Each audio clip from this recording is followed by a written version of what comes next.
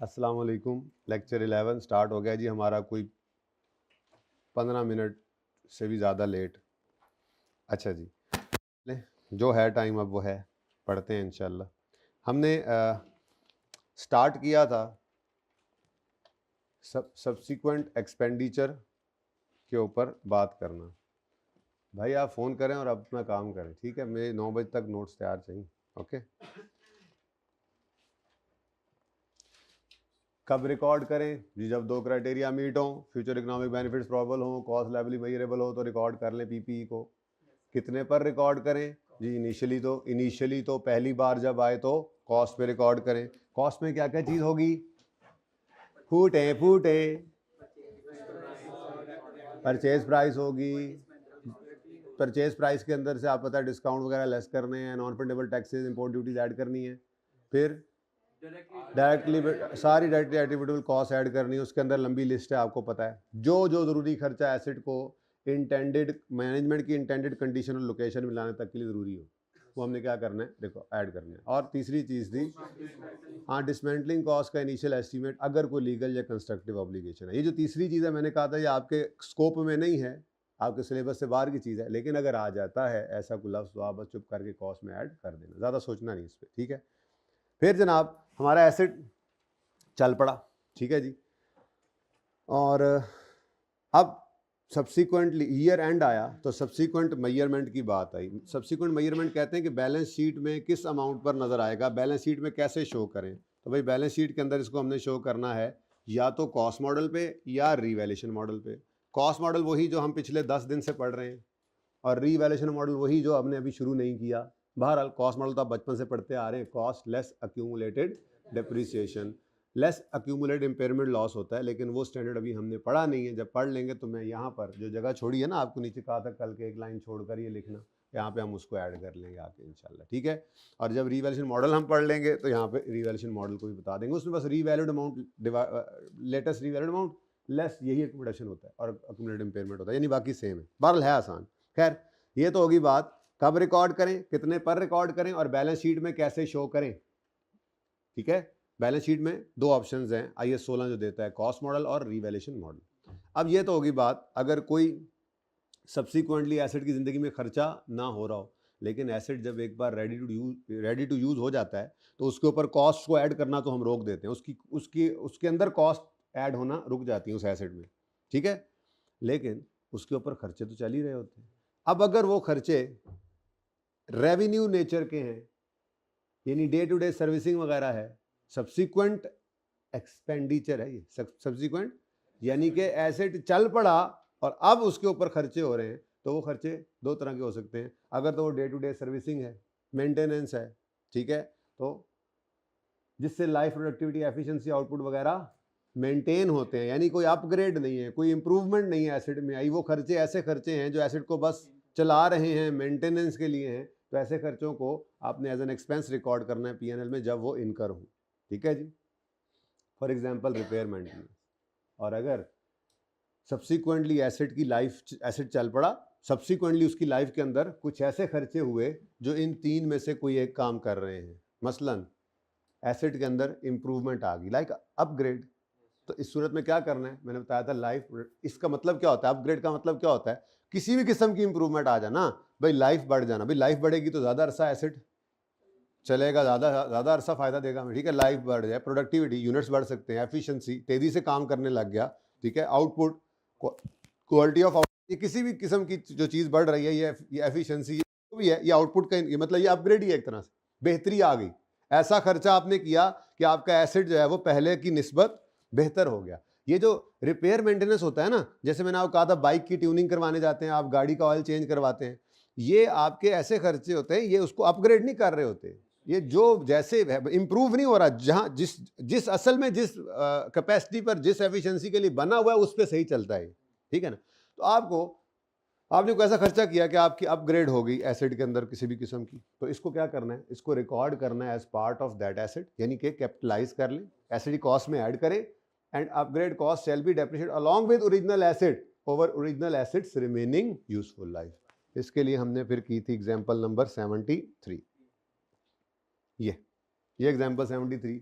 ये आपके बोर्ड का वो वाला हिस्सा मैंने इधर कॉपी कर लिया, ठीक है। हालांकि सोल्यूशन है इसके अंदर, किताब के अंदर साथ साथ ही, जो कि मुझे पसंद नहीं आई बात कि उन्होंने साथ साथ कर दिए, अलग होते हैं ना, आपकी नज़र पड़ जाती है। लेकिन चलें खैर, आप अच्छे बच्चे, आप सोल्यूशन को नहीं देखते होते। इस दफ़ा पास होने वाले बच्चे जो है ना, पहली बार जिन्होंने पास करना है इसी दफ़ा में जो पढ़ रहे हैं, वो सोल्यूशन नहीं देखते, एक बार सवाल कर लेते हैं, बाद में फिर देखते हैं सोल्यूशन, ठीक है। अच्छा, तो ये देखें जी, ये हमारा सवाल था 73, जिसके अंदर CL purchase a machine for 50,000, यकम 18 पे मशीन की एस्टिमेट लाइफ 10 साल थी, रेजर्व वैल्यू 5,000 थी और स्ट्रेट लाइन पे डेप्सिट कर रहे थे कि हम ये 18, 19, 20, 21 4 साल गुजर चुके थे, 22 के साल में पहले दिन अपग्रेड करने का सोचा गया और अपग्रेड की कॉस्ट है 15,000।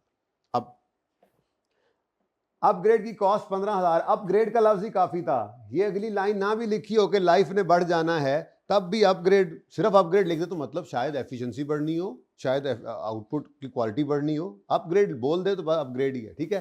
खैर, ये तो और बात बढ़ गई आगे, उन्होंने कहा कि जी अपग्रेड की वजह से अब इसकी लाइफ 5 साल से, रिमेनिंग लाइफ 5 साल से बढ़ गई है। तो यहाँ पे हमने इसको 11 निकाला था। ये सबको क्लियर हो गया था। असल में ना, जब भी कभी ऐसा हो ना कि कोई चीज़ थोड़ी सी टफ हो या कोई चीज़ पूरी तरह से बात ना हो एक दिन में, ये याद रखिएगा, अगले दिन फिर उसके ऊपर मैं आधा घंटा ज़्यादा भी लगा देता हूँ, ठीक है। ज़रा प्लस्तर हो जाती है चीज़ें, हैं जी, ठीक है।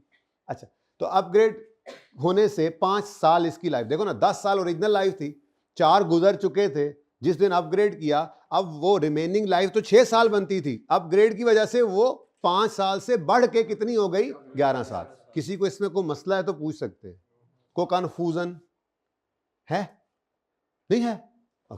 चले अब, और new estimate result value is 3,000, पहले कितनी थी 5, अब कितनी हो गई। अब ये एक एस्टीमेट चेंज है, क्या है। वैसे मैंने आपको प्योरली एस्टीमेट चेंज पढ़ाया नहीं, लेकिन इन सवालों की बरकत से एस्टीमेट चेंज भी तैयार हो गया। इंशाल्लाह कराऊंगा आज की क्लास में एस्टीमेट चेंज एंड में जाके, ठीक है। एस्टीमेट चेंज में बस यही करना होता है, जो आपकी बुक वैल्यू जिस दिन एस्टीमेट चेंज हुआ उस दिन की बुक वैल्यू, और उसको डिवाइड कर देना होता है उसी दिन रिमेनिंग लाइफ निकाल के उसके साथ। अब यहाँ पे बुक वैल्यू यकम जनवरी 22 वाली पुरानी नहीं, अपग्रेड ऐड करके रिवाइज बुक वैल्यू ले ली थी बस हमने, और इस दिन खड़े होकर रिमेनिंग लाइफ कितनी निकली थी 11 साल, तो उससे ऑनवर्ड इसको डिवाइड करते गए थे 11, ठीक है। तो वो डिफरेंट रिक्वायर, हाँ एक अहम बात करने लगा था, ये रेजिडुअल वैल्यू उसने कहा 3 हो गई है, अगर ये बात ना करता तो अजम्पशन क्या है, पुरानी ही होती, ठीक है ना, 5,000 ही रहती, फिर ये एस्टीमेट चेंज नहीं होना था, ओके। लेकिन दूसरा एस्टीमेट तो चेंज हो ही चुका है, लाइफ भी तो चेंज हो चुकी है, ठीक है। चलें खैर सवालों की तरफ आते हैं।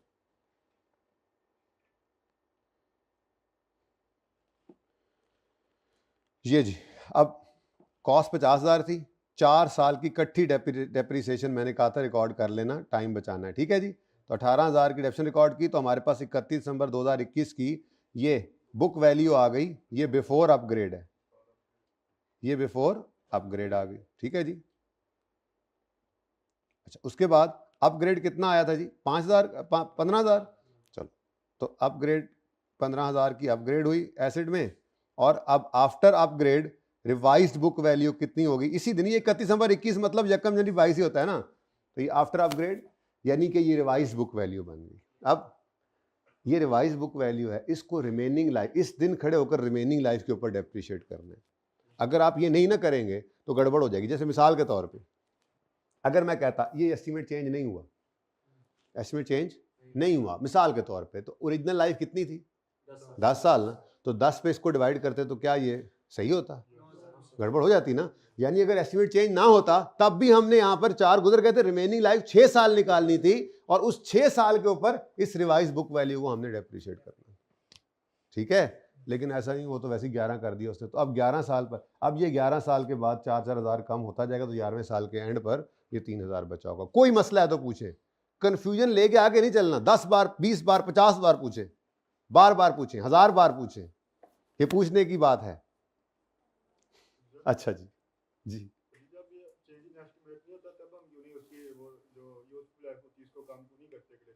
बेटा कर सकते हैं, लेकिन वो बुक वैल्यू को रिमेनिंग लाइफ पे डिवाइड करते जाओ तो आंसर वही आता है स्ट्रेट लाइन में। लेकिन छोड़ो इस बात को, अभी ये बात इररेलेवेंट है, बस इतना पक्का रखो, पहले पक्का दे कर ली कि एस्टीमेट चेंज होगा तो हमने चेंज, स्ट्रेट लाइन की बात करो, ठीक है।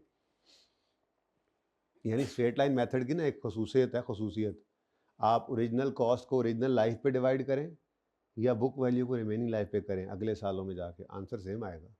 पर फिर जब ज़रूरत पड़ेगी तो बताऊंगा, फिलहाल काम चल रहा है तो चलने दो, ठीक है। अच्छा जी, चलें आगे। कोई मसला, कोई कन्फ्यूजन नहीं है?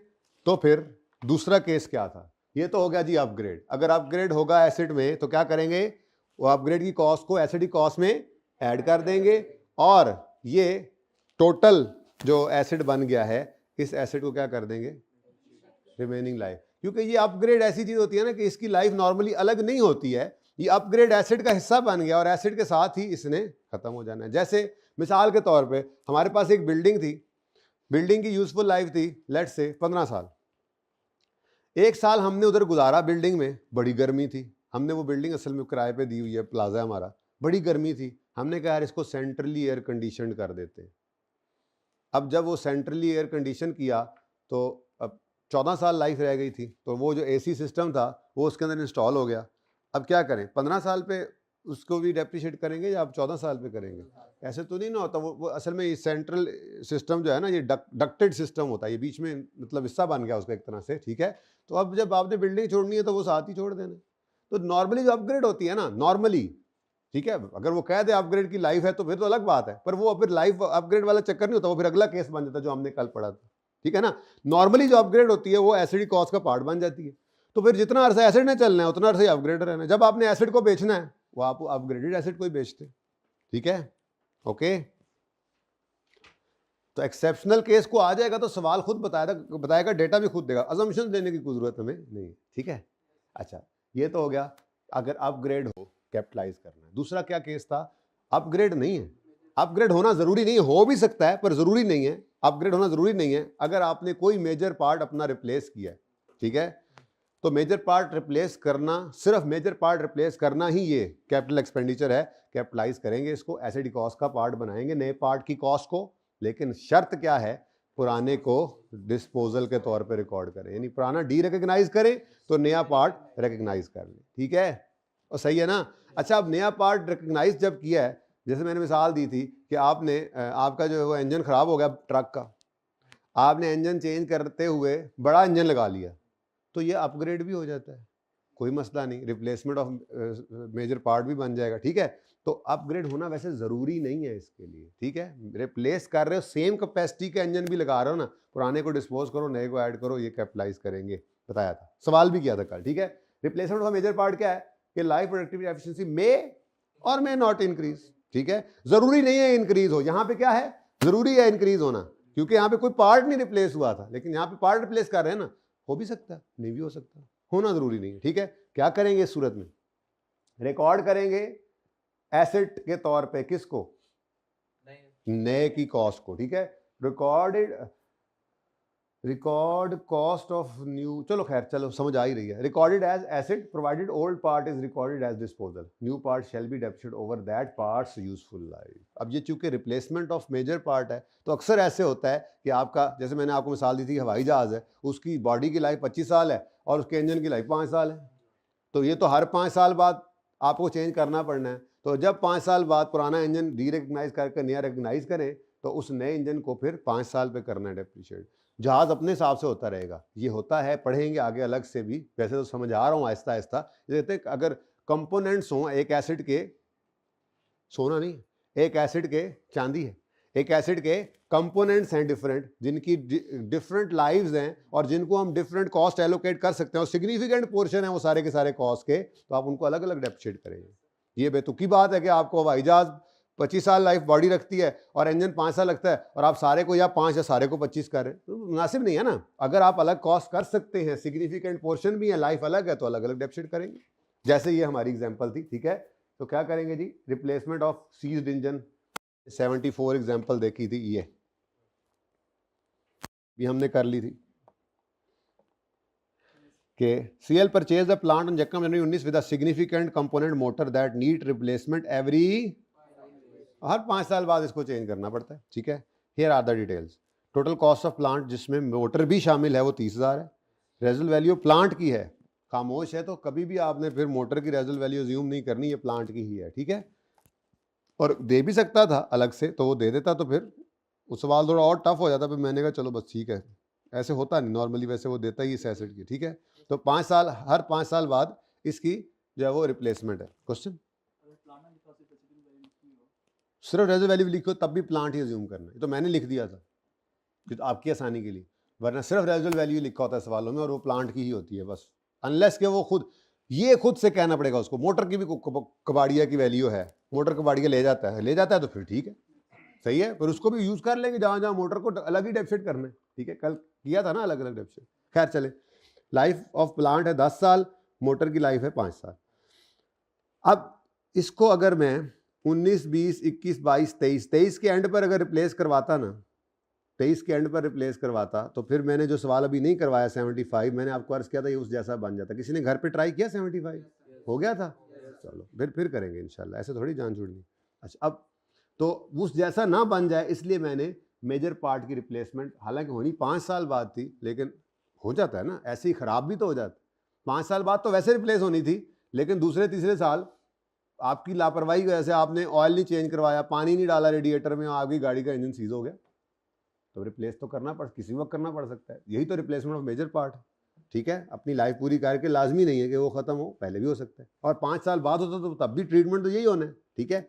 अब 2 साल गुजरे थे, 19 और 20, बल्कि 3 साल, 21 भी गुजर गए थे, और 22 के साल के पहले ही दिन सुबह सुबह आपने गाड़ी को जब सेल्फ मारा तो गड़बड़ हो चुकी थी, ठीक है।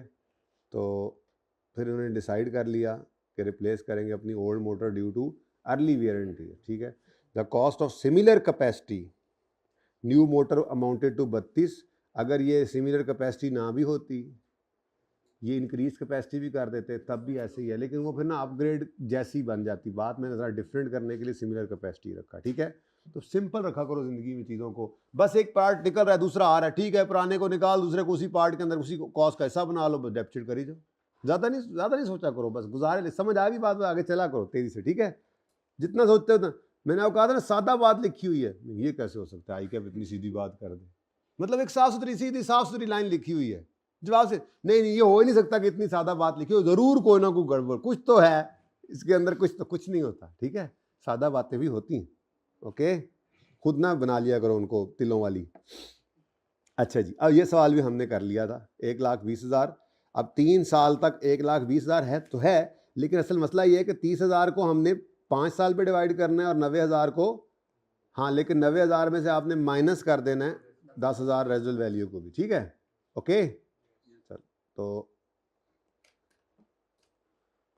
5 ईयर्स और 10 ईयर्स, तो ये काम भी हमने कर लिया था, ये सवाल भी कर लिया था। टाइम वेस्ट कर रहा हूँ आप लोगों का मैं, मुझे पता है, करने दो मुझे आज जी। कॉस्ट 120, 90 माइनस 10 3 साल पर, 10 पे डिवाइड करके, और 30 का कोई रेजुअल वैल्यू नहीं है, इसको भी 5, इसको 5 पे डिवाइड करके 3 साल की डेप्शन हमने निकाल ली, और बुक वैल्यू आ गई ये, लेकिन ये बिफोर रिप्लेसमेंट है, ठीक है जी। अब मैंने आपको कहा था इसके अंदर बेसिकली 2 बुक वैल्यूज पड़ी हैं, 90 माइनस, अरे इसका क्या करेंगे, इसको मिटा देते हैं, तीसरा सवाल नीचे जाके कर लेंगे, ठीक है ना। यहाँ पे ये ज़रा मैं वैसे आपको पक्का कर रहा हूँ इस पर, ठीक है। 90 में से माइनस हो चुका है, 90 माइनस 10/10 इंटू 3, ये क्या है जी, अक्यूमुलेटेड डेप्शन है ना जी। क्या आंसर आता है जी, 90 में से इसको माइनस करें तो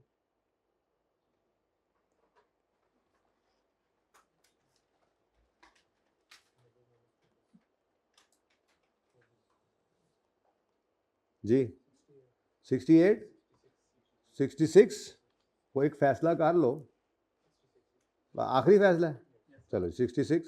बाकी 30 में से क्या माइनस हो चुका हो बुक वैल्यू आ जाएगी 30 divided by 5 into 3, answer is, हाँ। और अब ये टोटल कितना है, तो ये जो 78 है ना जी, इस 78 के अंदर 2 चीज़ों की बुक वैल्यू पड़ी हुई है, प्लांट की और दूसरी, अलग अलग लाइफ थी इसलिए हमें अलग अलग डेप्सिट करना पड़ा, और अलग अलग बुक वैल्यूज भी हमारे पास अवेलेबल है। अगर लाइफ अलग अलग ना होती, ये भी ज़रूरी नहीं है, ज़रूरी तो नहीं है रिप्लेसमेंट ऐसे ही हो, ऐसे भी तो हो सकता है कि आपके प्लांट की भी लाइफ 10 साल थी, मोटर की लाइफ भी 10 साल होती, लेकिन किसी हादसे की वजह से वो ख़राब हो जाती, तो फिर प्लांट अलग अलग डेप्सिट ना हो रहे होते, ठीक है।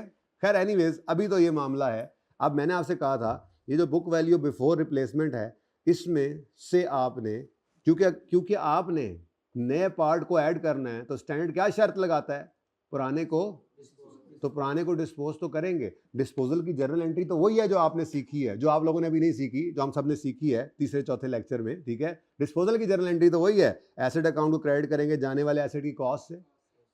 पुरानी मोटर की कॉस्ट कितनी थी?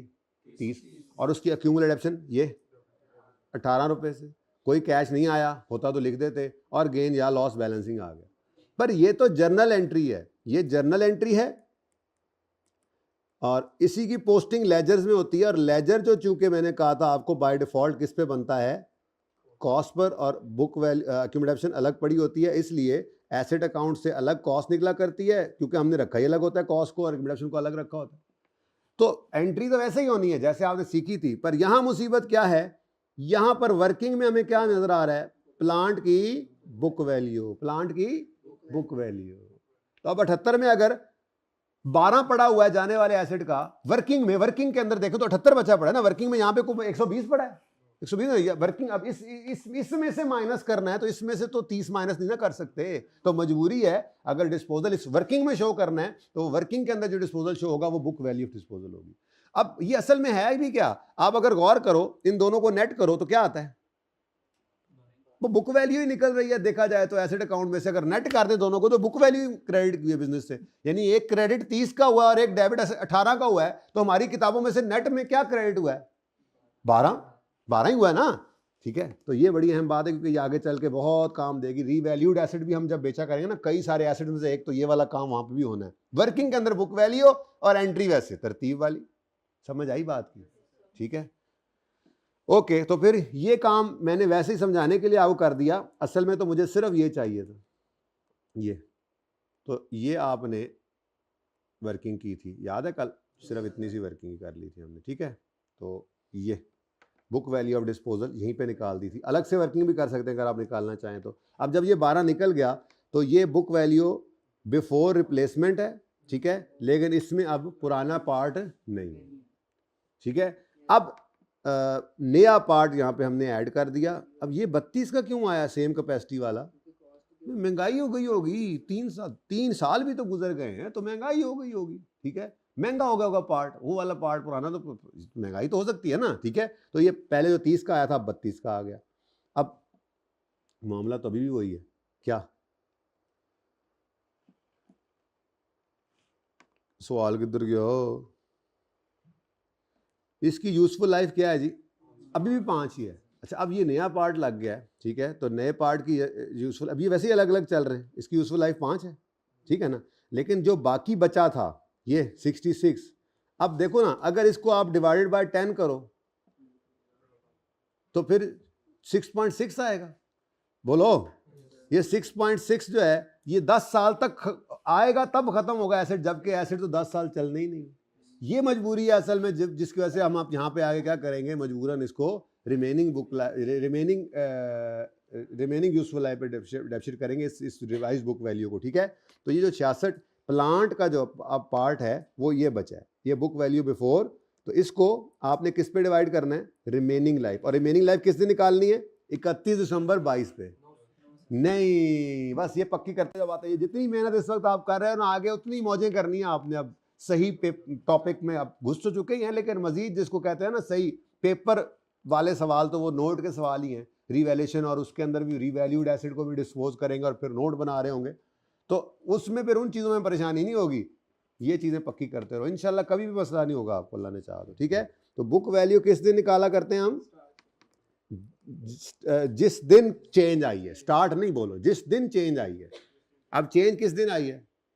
1 जनवरी को हमने नया पार्ट लगाया, तो उस दिन खड़े होकर ये आप खड़े हो, ये स्टार के ऊपर, आप स्टारों पे पहुंच गए हो आप, माशाल्लाह। ये स्टार के ऊपर आप एक टांग करके ऐसे करके खड़े, ऐसे करके, ये आप खड़े हो, एक टांग, ठीक है। स्टार के ऊपर आप खड़े होकर, यहां खड़े होकर रिमेनिंग लाइफ निकालेंगे। तो अगर ये एसेट स्टार्ट पर 10 साल लाइफ रखता था और 3 साल गुजर चुके, तो रिमेनिंग कितनी है? तो इसको 7 पे डिवाइड किया, 10 वही यूज कर लिया, क्योंकि रेजिडुअल वैल्यू के बारे में उसने कोई नई गल नहीं दसी। तो फिर क्या असूम करेंगे? ठीक है, चलो, लो जी, है ही नहीं, किसने बोला है ही नहीं? कौन सी? मैं तो बाद में ख्याल आया। अगर रेजिडुअल वैल्यू 10 रुपए थी, और कोई भी तब्दीली आगे जाके आई और उसने नहीं कहा कि रेजिडुअल वैल्यू बदली है, तो इसका मतलब ये नहीं है कि वो है ही नहीं, इसका मतलब है कि जो है वैसा ही है, वही है। ठीक है,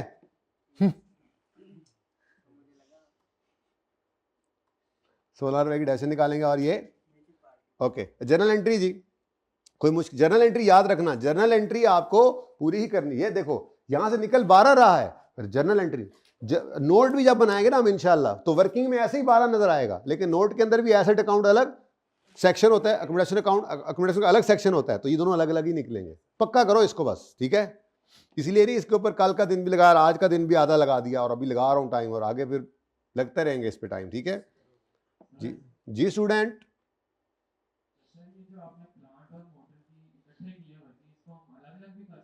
कर लो यार, नहीं जरूरी नहीं है, लेकिन अब अगली बात मैं कहूँगा कैश को भी रिकॉर्ड करो जीरो और वर्किंग भी इकट्ठी करो। उसकी वजह यह कि अभी तो ज़रूरी नहीं है, मेरा मशवरा इसलिए है क्योंकि जब आपने पीपीई का नोट बनाना है ना बेटा, तो प्लांट का कॉलम अलग, यानी कि प्लांट का लेजर अलग और मोटर का लेजर अलग तो नहीं ना बनता। अभी वर्किंग अगर बुनियाद की बात करो तो कोई बात नहीं, अलग कर सकते हो, लेकिन फिर यहाँ पर 2 कॉलम्स के अंदर डेप्शन आ रही होगी, ठीक है?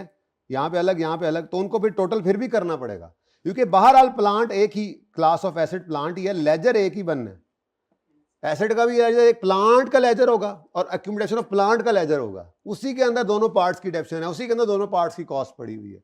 आई वुड सजेस्ट कि आप डेप्शन की वर्किंग भी इकट्ठी करें, और जीरो इसलिए लिख लें, मेरा मशवरा है, ताकि आपकी एंट्री पक्की होती रहे। पर्चे में बेशक ना लिखना अगर कैश ना हो तो आखिरी दिन,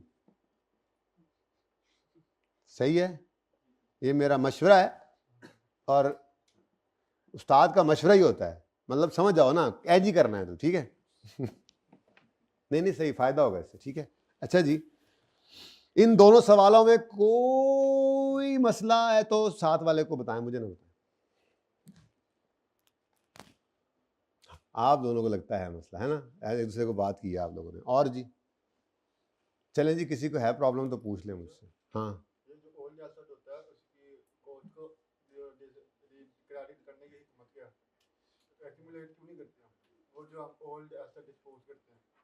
एसेट अकाउंट में उसकी कॉस्ट पड़ी है तो एसेट निकलेगा तो कॉस्ट निकालेंगे नहीं, तो इसमें कोई रॉकेट साइंस है नहीं ना। एसेट जब आया था तो एसेट अकाउंट में डेबिट कर दिया था, जब जाएगा आपके सुबह अम्मी ने पैसे देकर भेजे, 500 रुपये बेटा ले जाओ, कुछ पेट्रोल डाल देना और बाकी वापस ले आना, खाने को तो रोज़ा है ना, ठीक है? तो 500 आपने अपनी जेब में डाल दिए, वापस जाके आपने कहा अम्मी देखें आज तो पेट्रोल भी नहीं डाला और खाना वैसे भी नहीं, आप वापस कर लें, तो जेब से निकालोगे जब आपके जेब से पैसे चले गए, या जाते हुए कुछ ले गए, चलो मैं फ्रूट में खुद ही ले आया, मैंने कहा पैसे बच गए थे, तो जेब से निकलेंगे नहीं, सादा बात है।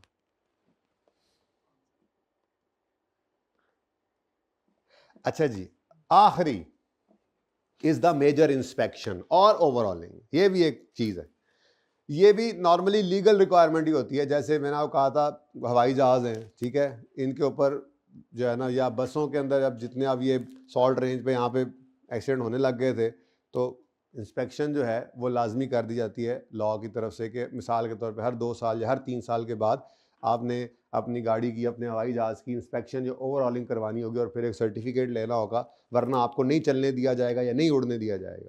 तो बेसिकली ये ओवरऑलिंग या मेजर इंस्पेक्शन होती है, इसके अंदर पूरी बस को, पूरे जहाज़ को खोल दिया जाता है, पुर्जा अलग करके चेक किया जाता है, कोई मसला मसाइल तो नहीं है, और फिर वापस जोड़ा जाता है, ठीक है?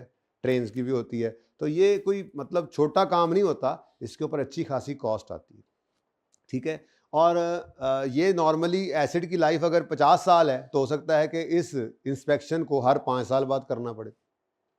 तो बिल्कुल ऐसे ही जैसे अभी आपने major replacement of major part की बात देखी थी ना, ये बिल्कुल उससे मिलती जुलती चीज़ ही है मेजर इंस्पेक्शन भी। इसके अंदर क्या होगा कि आपने स्टार्ट के अंदर एसिड को खरीदा, ठीक है जी, और उसके बाद उसकी जब इंस्पेक्शन करवाई तो उस इंस्पेक्शन की कॉस्ट को आपने कैपिटलाइज कर दिया। अब जितना अरसा वो एसिड चलेगा उतना अरसा डेप्रिसिएशन होगी उसकी एसिड की लाइफ पर, और इंस्पेक्शन जितने अरसे बाद ड्यू है, इंस्पेक्शन को उतने अरसे पे एक्सपेंस आउट कर ले। जब वो इंस्पेक्शन का टाइम, पुरानी इंस्पेक्शन का टाइम खत्म हो गया, नई ड्यू हो गई, तो आपने पुरानी वाली को डिस्पोज करना है, हालांकि बुक वैल्यू 0 हो चुकी होगी उसकी, लेकिन एसेट अकाउंट में कॉस्ट पड़ी होती है और एक्यूमुलेशन अकाउंट में उसकी एक्यूमुलेटेड डेप्शन पड़ी होती है। दोनों क्रेडिट डेबिट करोगे तो नील है, लेकिन बुक वैल्यू उसकी जरूरत, लेकिन वैसे किताबों से निकालोगे ना तो निकाल के नहीं ऐड हो जाएगी। ये करके देखते हैं, जरा पढ़ो। नॉर्मली अ लीगल रिक्वायरमेंट, ठीक है, recorded as an asset and depreciated over life of inspection. यही ना कर लें सवाल ये वाला, यहां कर लेते हैं अब, ठीक है, नहीं यहां नहीं करते जी। CL परचेज्ड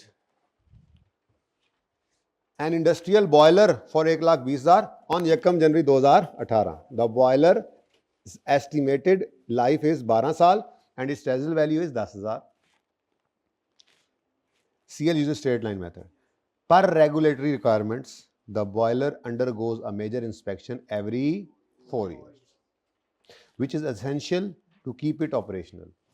अब 18 में लिया था, 18, 19, 20, असल में ना ये पिछली बार मैं एग्जांपल्स बना रहा था तो ये सब डेट्स एक जैसी बनती चली गई, मतलब पहले के सवाल के साथ ही दूसरी मिला दी, तीसरी। वैसे तो दूसरी तीसरी अलग थी, लेकिन फिर जब मुझे ख्याल आया ना क्यों ना ये सवाल डाल दूं, तो फिर मैंने वो डेट सेम कर दी थी सब में जाके, ठीक है। लेकिन ये अभी आप नहीं कर सकते। ये नोट की शक्ल देखनी, जो पीपी का नोट आपने बनाना है उसकी शक्ल ऐसी है। जब आप बना लेंगे नोट तो फिर मैं आपको इस सवाल को होमवर्क में भी दे सकता हूँ, आराम से आप कर लेंगे। सवाल आपने किया और सिर्फ उसको प्लेस करना सीखना, जब सीख लेंगे और सवालों में सीख के आएंगे तो ये नोट की शक्ल वैसे इस तरह की होती है। पीपी का नोट जो आपकी फाइनेंशियल स्टेटमेंट्स में नजर आता है, जिसमें से एक फिगर यहाँ पे बुक वैल्यू एंड वाली निकलती है और वो फेस पे जाती है। खैर एनीवेज, तो इस वजह से आपको नजर आ रहा है कि ये 18, 19, 20, 21, 22 यही वाले साल चल रहे हैं हर सवाल के अंदर, ठीक है। एक ही बिजनेस नाम भी एक कर दिया फिर, और उसके बाद साल भी एक जैसे कर दिए। खैर चलें छोड़ें, आपको इससे क्या, फिलहाल तो छोड़ें। फिलहाल तो 18 में एसेट लिया था, 18, 19, 20, 21, ये 4 साल के बाद इंस्पेक्शन होनी चाहिए, ठीक है। तो 4 साल गुजर गए और 1 जनवरी 22 आया। अब 1 जनवरी 22 को आफ्टर 4 साल ऑफ यूज CL ने इनकर की major inspection cost of 20,000। Previous inspection cost जो थी, ठीक है जी, वो उसकी कॉस्ट भी 15,000 थी। अच्छा, इसका मतलब है नया लेते ही इंस्पेक्शन करानी पड़ी होगी। आप ये ना कह देना कि सर नए की क्या इंस्पेक्शन, ओ भाई हमारे मुल्क का रूल है ना, नई इंस्पेक्शन में सर्टिफिकेट लेकर ही सड़क के ऊपर आ सकती है गाड़ी हमारे मुल्क का रूल तो नहीं। खैर, अब हवाई जहाज जो है वो सर्टिफिकेट, फिटनेस सर्टिफिकेट लेकर ही जहाज जो है वो हवा में बुलंद हो सकता है, ठीक है ना। तो वो स्टार्ट के अंदर कहता है जी, जब पहली बार एसेट लिया था प्रीवियस इंस्पेक्शन जो है वो उसकी कॉस्ट थी 15,000, जो कि इनिशियली इंक्लूडेड है एसेट की कैरिंग अमाउंट में।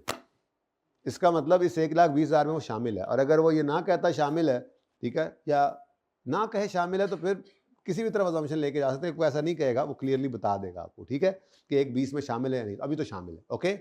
अब देखो बात तो वैसे ही बन गई है। क्या मतलब, ये अभी थोड़ी देर पहले जैसे हमने कहा था, एक प्लांट है और एक उसकी मोटर है, ऐसे ही यहाँ पर 15,000 रुपया इंस्पेक्शन की कॉस्ट है, तो फिर बाकी 95,000, और सॉरी 1,05,000 रुपये ये है आपके इस बॉयलर की कॉस्ट, ठीक है। अब रेजिडुअल वैल्यू अगेन किसके साथ लोगे, ठीक है। अब दोनों डिफरेंट हैं। बॉयलर की लाइफ है 12 साल और इस इंस्पेक्शन 15,000 वाली की लाइफ है 4 साल, तो दोनों को अलग अलग डेप्ट करेंगे, ठीक है। तो 1 जनवरी पे 4 साल के बाद CL ने मेजर इंस्पेक्शन जो है वो 20,000 की। अब ये क्यों महंगी होगी भाई, वही महंगाई वाला चक्कर है जी। अब जो है वो मिस्त्री मजदूर ज़्यादा पैसे लेते हैं, मैकेनिक, ठीक है, जो है वो ज़्यादा पैसे ले रहे हैं, ठीक है। इस वजह से हमारा खर्चा ज़्यादा हो गया, कोई मसला नहीं।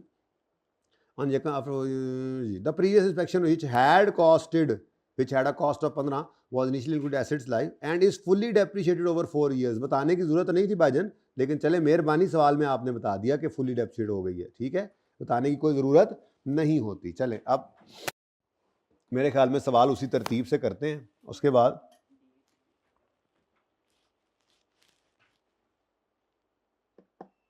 ठीक है, मैं ब्रेकें लगाऊंगा जैसे बिल्कुल ऐसे ही, जैसे पहले तो हम 4 साल के बाद जंप लगा के आ जाएंगे ना, क्योंकि हमसे उसने क्या मांगा है, जरा रिक्वायरमेंट देखो क्या मांगा। मैं उधर नहीं जा रहा, रिक्वायरमेंट देखो, हैं कैरिंग अमाउंट ऑफ बॉयलर किस दिन 2021, यानी कि इंस्पेक्शन, नई इंस्पेक्शन से 1 दिन पहले, तो वो 4 साल बाद ही है ना।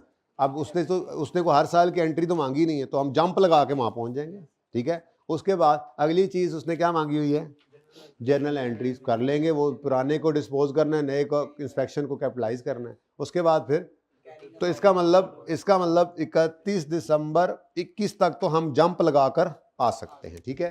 तो क्वेश्चन नंबर कौन सा है जी? क्वेश्चन 75 है, पेज नंबर 169। Date, description. अच्छा, ये वर्किंग आपके साथ ही चलनी है, FAR1 में, FAR2 में इन्हें नहीं जान चढ़नी। बॉयलर वो PPE ही होता है, लेकिन चलो मैंने एसिड का जरा नाम लिख दिया, निशानी रहती है, ठीक है। ये वर्किंग बड़ी कीमती है। इसी वर्किंग के आगे 2 कॉलम्स ऐड होने हैं आपके 2 दिन बाद, मतलब कल हो सकता है, लेकिन क्योंकि रिवैल्यूएशन से पहले ना उसकी बुनियाद बनानी होती है। आपने इंट्रो के अंदर ना कैपिटल अकाउंट और बस कैपिटल अकाउंट देखा है, ठीक है ना, जिसके अंदर ही आप प्रॉफिट ऐड करते हैं, ड्राइंग्स लेस करते आए, ठीक है ना। तो आपको यहाँ थोड़े बड़े हो गए, कंपनी की अकाउंटिंग जो है उसमें कैपिटल अकाउंट नहीं होता, शेयर कैपिटल होता है, रिटेन ये सिखाना है, थोड़ा सा ट्रांजिशन सिखानी है, ठीक है। उसके बाद फिर रिवैल्यूएशन की बात अगर शुरू होगी तो ठीक है, वरना परसों तो हो ही जाएगी। तो जब रिवैल्यूएशन की बात शुरू होगी तो इसी वर्किंग के अंदर हमने 2 कॉलम्स ऐड करने हैं, ठीक है, ओके। अच्छा, ये जिनका आज पहला दिन है ना, ये ज़रा क्लास के बाद ज़रा मुझे बता दें सूरत हाल, किसी ने कितने लेक्चर्स लिए हुए, किसी के कितने नहीं हैं, ताकि थोड़ा मैं गाइड कर सकूं कौन से लेक्चर्स आप जल्दी ले सकते हैं, कौन से बहरहाल टाइम लगेगा, ठीक है। ज़रा थोड़ा सा, ताकि हम 2, 3, 4 वैसे जब रीवैल्यूएशन होगी तो इंशाल्लाह होपफुली आप अगर ये सिर्फ पहले 3, 4 लेक्चर भी ले लें तो रीवैल्यूएशन आपकी चलती जाएगी, क्योंकि रीवैल्यूएशन का डिस्पोजल जो है वो 3, 4, 5 दिन बाद जाके आना है, और डिस्पोजल ही वो नई चीज़ है जो मैं नए बच्चों से मुखातिब हूँ जो आ जाएँ, ठीक है ना। रीवैल्यूएशन का डिस्पोजल नई चीज़, डिस्पोजल आपके लिए नई चीज़ है, इंट्रो में नहीं पढ़ा हुआ आपने, वरना तो स्ट्रेट लाइन रिड्यूसिंग बैलेंस पढ़ के आए हैं। तो वो हमारी तरतीब के फॉर्मेट पे लाने के लिए पहले 3 के लेक्चर मेरे ख्याल में बहुत, और रीवैल्यूएशन वाले एसेट का डिस्पोजल जो है वो 4-5 दिन बाद जाके पहले रीवैल्यूएशन सीखेंगे तो उसका डिस्पोजल सीखना आता है, तब तक इंशाल्लाह आप लोग साथ मिल जाएंगे, ओके। तो अल्लाह की तरफ से अच्छे टाइम भी आ गए जी। 1 जनवरी 2018 पे हमने इस बॉयलर को खरीदा 1,20,000 का। उसके बाद 31 दिसंबर 2018, 19, 20, 21 जंप लगा लें, जंप लगाओ भाई, जंप लगाओ। डेप्रिसिएशन लिख रहा हूं, अक्यूमुलेट डेप्रिसिएशन है वैसे तो। अब 105,000 माइनस 10,000, इसकी लाइफ है 12 साल, और कितने साल प्लस प्लस 0 प्लस 15,000, इसकी रेजल वैल्यू कोई है? अच्छा, अगर आ जाए सवाल में तो माइनस कर देना, मसला क्या है जी। Divided by I am sorry into, वाह वाह सुभान अल्लाह जी, बोलो भाई आंसर 46.67 है। तो फिर अब मैं रुपीज में चल रहा हूँ यार, इस तरह ना करो फिर। अच्छा चलो फिर ऐसे तो ऐसे सही, 120 कर लो फिर, 46 पॉइंट। आदतें खराब हो गई आपकी हैं, 1000 में सवाल करने लग गए हो आजकल, वैसे अच्छी आदत है, टाइम बचता है। अच्छा जी, बुक वैल्यू 73.33, ये बुक वैल्यू है बिफोर न्यू इंस्पेक्शन, और इस बुक वैल्यू के अंदर पुरानी इंस्पेक्शन की बुक वैल्यू पड़ी है, पड़ी है, बस पड़ी है, दैट्स इट, पड़ी है, बुक वैल्यू पड़ी है, निकाल लेते हैं। जैसे डिस्पोजल की बुक वैल्यू पिछले सवाल में निकाली है, बिल्कुल वैसे ही पुरानी इंस्पेक्शन की बुक वैल्यू हम निकालेंगे। निकाल लें, ब्लू शर्ट वाले भाई निकाल लें, इजाजत है? देख लो, भाई की इजाजत है तो मैं निकाल रहा हूं, ठीक है। अब कम जनवरी 2022 को book value of old inspection, तुम 0 लिख लो ना बेटा, पता तो मुझे भी चल रहा है 0 ही है, नहीं करना, लेकिन मैं तरतीब नहीं छेड़ रहा। भी जब कॉन्सेप्ट बनाया जाता है ना तो स्टेप पक्के कराए जाते हैं, उसके बाद आप इंशाल्लाह जैसे जैसे बड़े होते जाते हैं चीज़ें आपके लिए फिर आसान होती जाती हैं, फिर शॉर्टकट्स आते हैं, फिर आप ऐसे तो शॉर्टकट पहली बार रट्टे लगाने, कॉन्सेप्ट तो सीखे ना। कॉन्सेप्ट अपनी जगह कायम है कि पुरानी इंस्पेक्शन को आपने डी रिकग्नाइज करना है। अगर मैं ये 0 यहाँ ना लिखूं तो जर्नल एंट्री आप नहीं करेंगे, फिर हालांकि जर्नल एंट्री करनी है, बुक वैल्यू 0 है ना, क्योंकि कॉस्ट बराबर हो गई है अक्यूमुलेटेड डेप्रिसिएशन। 15 रुपए ने 4 साल पे डेफिसिट होना था, 4 साल गुजर गए तो 15 रुपए डेफिसिट हो गया, तो जितनी कॉस्ट थी उतनी एक्यूमुलेशन हो गई। अब जब जर्नल एंट्री करनी है तो कॉस्ट एसेट अकाउंट में से क्रेडिट करनी है और एक्यूमुलेशन को एक्यूमुलेशन अकाउंट में से डेबिट करना है। अब ना 0 लिखूं तो आप तो करोगे मौजे। हाँ, जब बड़े हो जाओ, तगड़े हो जाओ, पता हो, पक्का हो, तो 0 ना लिखना। मैं तो लिखूंगा अभी, मैं हूं जरा कमजोर सा बंदा हूं, है नलायक सा। तो 15, अब देखो ना ऊपर 15,000 और पता नहीं क्या करते रहो। चलो खैर, चलो अब 15,000 ही लिखना पड़ेगा, ठीक है। तो 15,000 है जी, इसमें से माइनस करो 15,000 divided by 4 into 4 is equal to 0, क्योंकि फुल्ली डेप्रिशिएट हो चुका, उसने बताया था, ठीक है। लेकिन आप बुक वैल्यू फिर भी निकाल लो बिफोर न्यू इंस्पेक्शन। उसकी वजह क्या है जी, उसकी वजह कोई बता दे। मैं क्यों ये बुक वैल्यू निकाल रहा हूं बिफोर नवी इंस्पेक्शन? क्यों नहीं, जर्नल एंट्री तो कोई मसला नहीं है, इसको डेप्रिशिएट तो करना है ना। नई इंस्पेक्शन में आना है तो उसने फिर 4 साल की लाइफ लेके आना है। लेकिन ये तो 73 पता नहीं 3 बचा हुआ है, इसको तो ना हम अब 12 पे कर सकते हैं ना 4 पे कर सकते हैं। इसकी अपनी जो लाइफ बाकी है इसको उस पे करना है, बिल्कुल पिछले जैसा मिलाया मैंने इसको, ठीक है। तो बुक वैल्यू आ गई जरूरत पड़ने पर। अच्छा, अब इधर ही क्या कर दो, हाँ, addition of new inspection cost, और वो कितनी है? 20,000। और ये जनाब आपका हो गया। अब यहां पे भी आप ये 93.33 ना लिखे तो काम चल जाएगा। आप 20 ऐड कर दिया और साथ ही अगले लाइन में आप डेप्रिसिएशन को माइनस भी कर सकते हैं, मुझे कोई मसला नहीं है। पर फिलहाल जरा मैं बार बार ब्रेकें लगा के, ये देखो, ये बुक वैल्यू, ठीक है, before disposal of old inspection, ये book value after disposal of old, ये book value after addition of new inspection. मैंने बार बार ब्रेकें लगाई हैं ताकि आपको समझ आ जाए, पक्का हो जाए। बाकी ये वर्किंग है, तो वर्किंग में आप कहीं जब जाकर बड़े होकर समझें कि जी मुझे ये स्टेप नहीं करना चाहिए, तो आपको बिल्कुल इजाज़त होगी, ठीक है जी। अच्छा जी, 1 जनवरी 2022 पर एडिशन हो गया। अब उसके बाद क्या करें? डेप्रीसिएशन। बड़ी इंपॉर्टेंट बात है, मैं यहाँ पे डेट नहीं लिखता, वजह बताई थी क्यों। आप लोग 1 जनवरी पे खड़े होकर रिमेनिंग लाइफ निकालनी है ना, जो पुरानी बुक वैल्यू बची हुई है। अगर मैं डेट लिख दूंगा तो अक्सर बच्चे क्या करते हैं उस क्लोजिंग डेट पे, वो तो यही बात हो गई कि यहाँ पे अगर 12 साल लाइफ है इधर खड़े होकर, तो आप यहाँ खड़े होकर निकालें तो ये 11 साल नहीं बन जाएगी। तो कभी ऐसा किया आज तक जिंदगी में? तो सही है ना। तो रिमेनिंग लाइफ किस दिन निकालनी? जिस दिन ये चेंज आया है, इसलिए मैंने डेट ही नहीं लिखी। अब डेप्रिसिएशन निकालेंगे जी, तो पुराना जो है वो रह गया, ये book value before new addition, ऐसे ही है ना, ये 73.33। आप कहोगे जी कहीं पे कुछ कर रहे हैं, मैं क्या करूं? आप लोगों की शरारत है। 105 माइनस 10, अब ठीक है, अब बस 15/4, अब बस 15 माइनस, ये मैंने 1000 में किया था ना, तो असल में फर्क कोई नहीं पड़ता, लेकिन अब क्या करूं, मेरे जैसा कोई बैठा होता है वो बेचारा घर जाकर ये सोचता होया कि, तो इसलिए फिर अपने जैसों के लिए ये मैंने कर दिया स्वासा जी। अब 73 जो बचा है इसकी रिमेनिंग लाइफ इस दिन खड़े होकर निकालो। तो 1 जनवरी 18 को जो हमने बॉयलर लिया था, तो 31 दिसंबर 18, 19, 20 द्वारा निकालने की जरूरत ही नहीं थी। अभी एक दिन पहले तो 4 साल गुजर गए थे। खैर चलो, तो 21 तक कितने साल गुजर गए हैं? 4। इस लाइफ कितनी थी? 12। 4 गए तो बाकी 7 केड़ा, 7 वाला केड़ा सी है? कोई था कोई किसने बोला है 7? लब के दो मैनू बंदा। डिवाइड बाय 8 इंटू एक ही साल की डिडक्शन चाहिए, सिर्फ 1 साल की डिडक्शन चाहिए, ठीक है। अच्छा, उसके बाद हाँ बिल्कुल करेंगे। किसने कहा नहीं करेंगे? अब ये मैं नहीं कह सकता, मैं चेक कर रहा था, आपको मुझे ज़हन में नहीं रहा, वो तो गोली ग्राउंड में कहूँगा, देखा मैं चेक कर रहा था जी। 73 पॉइंट, और लिख ला भाई 73.33 माइनस 10, क्योंकि नहीं बताया तो प्लांट है ना, बॉयलर है, उसकी तो रेजल वैल्यू वैसे ही है, ठीक है, डिवाइडेड बाय 8 रिमेनिंग लाइफ, ठीक है जी। प्लस अब जो नया पार्ट आया है उसकी कॉस्ट कितनी है?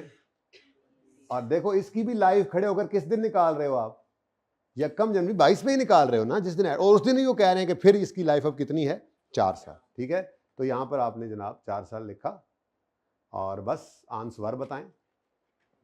अब ये टोटल हमने कर दिया, टोटल फायदा देता है ना, डेप्शन की एंट्री भी इकट्ठी होगी और इंडस्ट्रियल बॉयलर एक एसेट है, उसका एक ही लेजर और पीपी के नोट में एक ही कॉलम होगा, अलग अलग तो होते नहीं है। मतलब एक हवाई जहाज अगर आपके पास है ना तो उसके 4 कंपोनेंट्स हैं, बॉडी अलग है, सीटें अलग हैं, वायरिंग अलग है, इंजन अलग है, तो आपके 4 लेजर नहीं बन जाते, या पीपी के अंदर 4 कॉलम नहीं बनते। एसेट एक ही है आपका, एरोप्लेन, जो आप लोग हैं एरोप्लेन्स, ठीक है, एरोप्लेन नहीं है, अच्छा सॉरी जी, 12.91। तो बुक वैल्यू जी, बुक वैल्यू बता दें, 80.41। ठीक है, अब क्या और क्या रिक्वायर्ड क्या कहता, सॉरी यार मैं रिक्वायरमेंट देखी ही नहीं, आई am sorry again,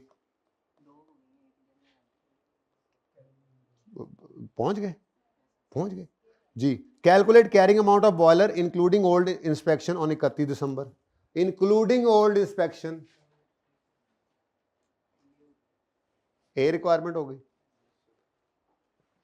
record journal entries on यकम January 22 for removal of previous inspection and addition of, very very very आसान, और ये हमेशा ऐसे ही रहेगा। ठीक है, इधर देखो ये बी है ना, बी रिक्वायरमेंट है ना, बी रिक्वायरमेंट। देखो अब इसकी एंट्री क्या है, इसकी एंट्री है कि बॉयलर ही लिखूं, पीपी भी लिख सकता था लेकिन चले बॉयलर यानी कि पीपी, इसके अंदर क्या है जी, ओल्ड इंस्पेक्शन कॉस्ट लिख रहा हूं, पर्चे में लिखने की जरूरत नहीं होती ये चीजें, ये आपको समझाने के लिए आजकल लिखा जाता है।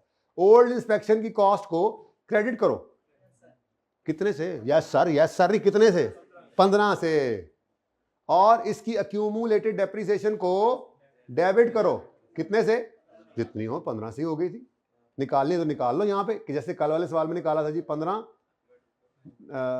सॉरी एक मिनट, यही वाली चीज, ये यहाँ पे उठाकर लिखना, आपके समझाने के लिए लिख रहा हूँ।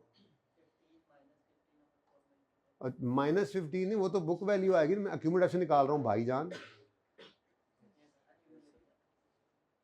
ठीक है, सही है। अच्छा, अब कोई बात ज़हन में आई थी, अच्छी वाली निकल गई, चलो खैर। ये जनाब पुरानी इंस्पेक्शन क्या हो गई, डिस्पोज, ठीक है, और नई इंस्पेक्शन आ जाएगी बात ज़हन में। नई इंस्पेक्शन जो है वो ऐड करनी है, तो बॉयलर, बोलिंजर नहीं, बॉयलर होता हो, कल फिर मैं आया था जी, मैंने दुख होता है तो मैं आप लोगों को बताता हूँ यार, दुख की वजह से बताता हूँ। बॉयलर डेबिट, कैश क्रेडिट, मैंने कहा था ना कि एक ही दिन में चांद पे पहुंच जाते हैं, फिर उसके बाद फिर 7वीं जमीन में जी 20। ये जनाब बी रिक्वायरमेंट हो गई, और उसके बाद कैरिंग अमाउंट निकालो बॉयलर की जिसमें नई इंस्पेक्शन शामिल हो। अच्छा, यानी ये रिक्वायर नहीं की थी ना, इसलिए मैंने कहा था लिखने की जरूरत नहीं है, लेकिन लिखा किस लिए, इधर इस्तेमाल हो जाती है, इसकी लाइफ अलग, इसकी लाइफ अलग होती है ना, तो इसलिए निकाल लिया करो, बेहतर होता है। ठीक है, अच्छा, अपग्रेड में इतना मसला नहीं होता, क्योंकि अपग्रेड के अंदर क्या मौज थी, अपग्रेड के अंदर क्या मौज थी, अपग्रेड पार्ट बन जाती है एसिड का, जितनी लाइफ एसिड की बाकी अपग्रेड में भी उतने भी होना होता है, वो जिंदगी आसान है। लेकिन ये जो रिप्लेसमेंट ऑफ मेजर पार्ट है, या ये जो इंस्पेक्शन ओवरऑलिंग है, चूंकि इसके अंदर ये पार्ट की लाइफ डिफरेंट हो सकती है, अगर डिफरेंट नहीं है तो फिर वो भी पहले की तरह हो जाएगा। तो ये थोड़ा सा रट्टा लगा के नहीं चलना होता हमने, और इस सवालों में हमेशा ऐसे ही करना है भाई, आप लॉजिकली चीजों को समझा है आपने, आपको पता है जरूरत किस चीज की है। पहले केस में अगर अपग्रेड कॉस्ट का पार्ट बन गई, एसिड का पार्ट बन गई है, उसने एसिड की रिमेनिंग लाइफ पे डेफिसिट होता है, तो क्यों अलग अलग करें हम पुरानी बुक वैल्यू को और नए पार्ट को इकट्ठा कर दो। और जहां आपको नजर आ रहा है कि रिमेनिंग जो एसेट है, बाकी जो प्लांट था या ये बॉयलर है, इसकी लाइफ डिफरेंट है, और जो आपने एडिशन किया है, नया पार्ट लगाया या ये नई इंस्पेक्शन जो इसमें ऐड की है, इसकी लाइफ डिफरेंट है, तो फिर आपको दोनों बुक वैल्यूज अलग रखनी है। ठीक है, कोई रट्टा नहीं जिंदगी में लगाना। ठीक है, बस कॉन्सेप्चुअली चीजों को समझें, अप्लाई करते जाएं। हाँ, प्रैक्टिस होती जाएगी वो खुद ब खुद। आप एक सवाल को 5 बार करें, लेकिन करते हुए आप पांचों की पांचों दफा रिवाइज करें जो कॉन्सेप्ट इस्तेमाल हुआ। तो आपने 5 सवाल किए, एक नहीं किया, ठीक है। सवाल को याद करना ना बड़ा नुकसान है। बच्चे क्या करते हैं, प्रैक्टिस ज़्यादा कर ली, सवाल ही याद हो गया, इस सवाल में ये किया था। पियानो वाला सवाल करेंगे कल परसों 2-3 दिन बाद शायद करें, ठीक है। एक सवाल है मिसाल के तौर पे, अब वो डिफरेंट सवाल है। अब आप कहोगे पियानो वाले सवाल में ये किया था, अब 2 बार किया वो याद हो गया, नहीं, गलत है। जो कॉन्सेप्ट उसमें इस्तेमाल हुआ था ना, वो आपने जो है वो रिवाइज किया, तो आपने 2 दफा नहीं 3 दफा उसी सवाल को किया, तो आपने 3 नए सवाल किए। क्योंकि पर्चे के अंदर आप 100 सवाल करके जाओगे, पर्चे में 101वां सवाल आएगा। 100 में से तो नहीं आएगा, 101वां आएगा, लेकिन उसमें कॉन्सेप्ट्स वही यूज होंगे जो आपने 100 के अंदर किए हुए हैं। तो इसलिए जितनी दफा सवाल करो, याद रखना असूल को रिवाइज करना है, उसमें आपने असूल को रिवाइज करना है, सवाल को नहीं रिवाइज करना। असूल तो असूल क्या था जो मैंने आपको भी बता दिया, ठीक है। ये असूल ही तो था, असूल है जी, इंस्पेक्शन को कैपिटलाइज करना है और इंस्पेक्शन की लाइफ पे डेफिसिट करना है, और नई इंस्पेक्शन के वक्त पुरानी को डी रिकग्नाइज करना है, वही कर रहे हैं। अच्छा, फिर चूंकि नई इंस्पेक्शन की लाइफ डिफरेंट है और एसिड की लाइफ डिफरेंट चली आ रही है, तो बुक वैल्यू पुराने एसिड की अलग रखो और नई इंस्पेक्शन को अलग रखो। ऐसे ही रिप्लेसमेंट ऑफ मेजर पार्ट है। लेकिन अपग्रेड के अंदर क्या था, चूंकि अपग्रेड पार्ट बन गई और रिमेनिंग लाइफ सेम होनी है दोनों की, तो फिर अब तो ये हर सवाल करते हैं ना, बस उस कॉन्सेप्ट को रिवाइज कर रहे हैं आपने, तो आप कहीं भी मार नहीं खाओगे इंशाल्लाह, क्योंकि बेटा कॉन्सेप्ट तो वही है ना, सिलेबस तो वही है। तो मार वो बच्चे खाते हैं, एक जो सोल्यूशन देखने के आदी होते हैं। तो आप पहले दिन आपसे मैंने वादा लिया था, कस्में उठवाई थी आपसे, जो कि आप भूल जाएंगे मुझे पता है, लेकिन आपने वो काम करना है जैसे कहा, जैसे समझ आए एक बार गलत कर दें। 70% सवाल सही है, दोबारा करने की जरूरत नहीं है। वो जो एक सवाल आपको मैंने मुश्किल एग्जाम लेवल के सवाल जितने भी है ना, वो एक बार नहीं करने, रिवीजन प्लान में भी वही है, असेसमेंट होगी तो वही करवाऊंगा आपसे, टर्म टेस्ट में वही सवाल वही होते हैं। तो सवाल याद नहीं करना, क्या करना है, कॉन्सेप्ट को रिवाइज करना है हर दफा करते हुए, उन्हीं से मिलकर आपका पर्चे वाला सवाल बनेगा, बाहर से नहीं बन सकता, ठीक है। सही है, तकरीर बंद कर यार, पढ़ा ला है। सवाल हो गए जी पूरे, ओह सॉरी, सी लिखना ही था बस, ये ले, सही है। चलो चलो, मतलब इधर ही बैठो, लेकिन आगे चलो, कॉन्सेप्ट्स में आगे चलो, वैसे इधर ही बैठे रहो। अभी भी बच्चे पूरे नहीं, अभी तो बाद वाले ही हैं बस सारे, है ना। पता नहीं घर पढ़ रहे होंगे या नहीं। भाई अहमद को बुलाए, उन्हें कहें कल की मीटिंग का टाइम देना अनाउंस कर दें, बुला दें, मुझे भूल ना जाए बाद में। अहमद को कहें ज़रा मुझसे टाइम पूछ ले क्लास के बाद।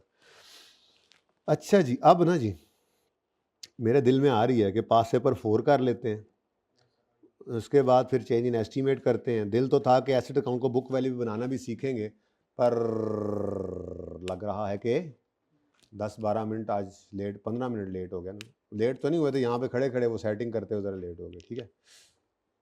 तो पार्ट 2 शुरू कर लें फिर।